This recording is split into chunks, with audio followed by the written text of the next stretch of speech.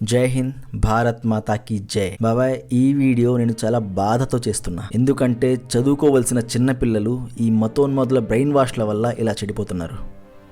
ముందు ఈ వీడియో చూడు. बांग्लादेश से भी एक खबर आ रही है, हमारे नबी की शान में गुस्ताखी की थी तो उस युवक को जला दिया, हिंदू था। नबी की शान में गुस्ताखी करने की सजा क्या सिर्फ मौत होती है?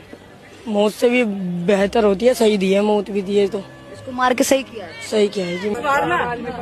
इस बार बकरे नहीं कटेंगे सर, मुल्ले कटेंगे। जितना भी मुल्ले दिखते ना ईद में, सारे मुल्ले इस बार सारे हिंदू ना गुब्बारे लेके खड़े होंगे और उसमें मारेंगे, सूअर का मीट मारेंगे ईद में। उसमें ईद पे सूअर का मीट सारे उसमें मारेंगे। कोई मुल्ला दिखते सीधा काट देंगे। हाँ, ఒక్కసారి ఆలోచించు. ఇప్పుడే వీళ్ళు ఇలా ఉంటే పెద్దయ్యాక వీళ్ళు ఎలా తయారవుతారు? ఒక జనరేషన్ మొత్తం నాశనం చేస్తున్నారు.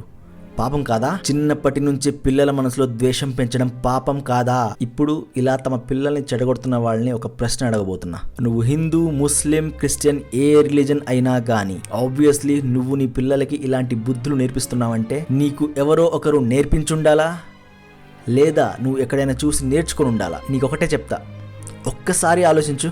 10-20 సంవత్సరాల తర్వాత నీకు ఈ మతోన్మాదం, ఈ విద్వేషం నేర్పించిన నాయకులు, మత పెద్దల పిల్లలు ఏ స్టేటస్లో, ఏ లెవెల్లో ఉంటారు?